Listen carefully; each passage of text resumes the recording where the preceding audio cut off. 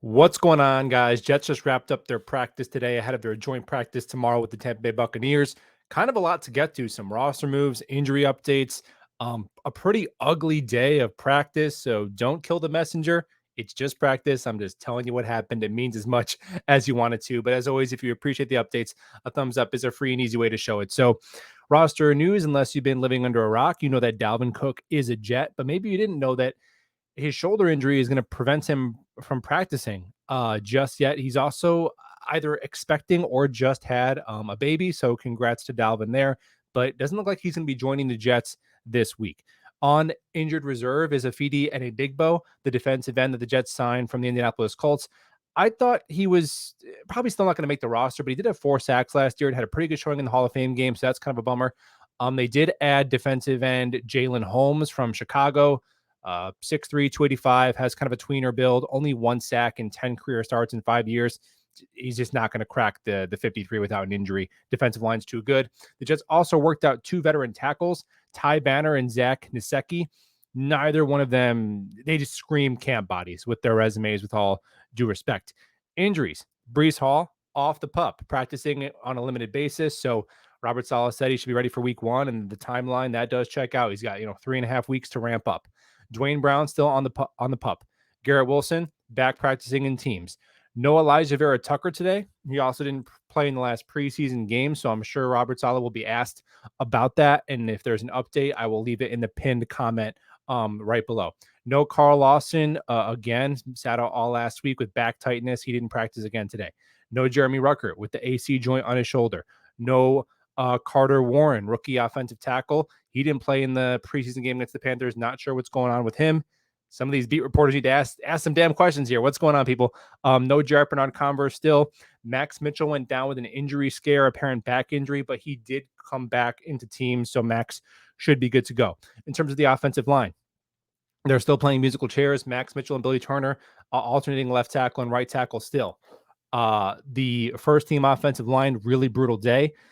The second team offensive line, they did better when Joe Tippmann and Mekhi Becton started getting reps with Aaron Rodgers a little bit, and the offensive line didn't improve, but it looked like they were kind of going against the second team defensive line. So not sure there, but I mean, are we surprised that Mekhi Becton is doing better than Billy Turner? I'm not. And, Joe Tippmann, I think that panic was a little premature. He went from third string to second string, and now first team reps for the first time.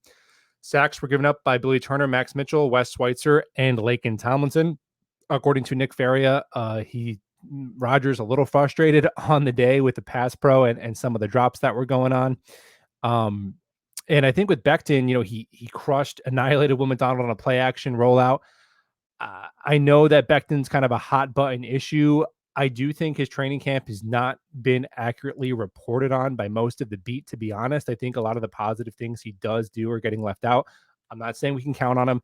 I understand there's injuries and I've criticized him for all kinds of things, but he's probably the most talented tackle on the team. So we'll just see there. Hopefully he keeps improving. Hopefully he can keep playing more. Some of the drops, man. 2 drops by Lazard, 1 by Hardman, 1 by Davis, 1 by Uzama, 1 by Malik Taylor. My goodness.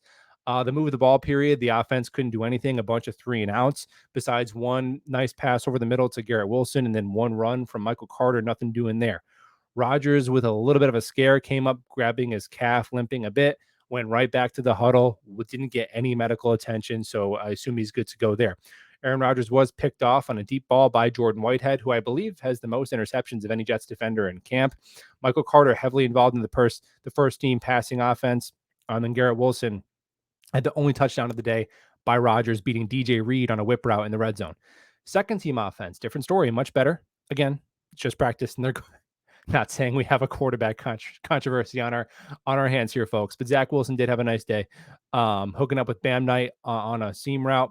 Bam's fighting for a job either with the Jets or fighting to get his name out there for somebody else to pick him up. He's got a couple more preseason games to show what he's worth.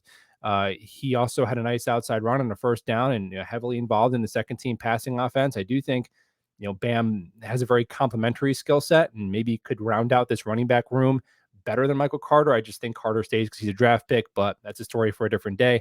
Zach Wilson did have 2 touchdown passes on the day, both going to Irvin Charles, second-year UDFA wide receiver, and Tim Boyle did have a long touchdown pass that was off a deflection to undrafted free agent wide receiver Xavier Gibson. If you want to talk more about Michael Carter, Dalvin Cook, and Bam Knight in this running back room, we could check that out down below. Subscribe if you are new.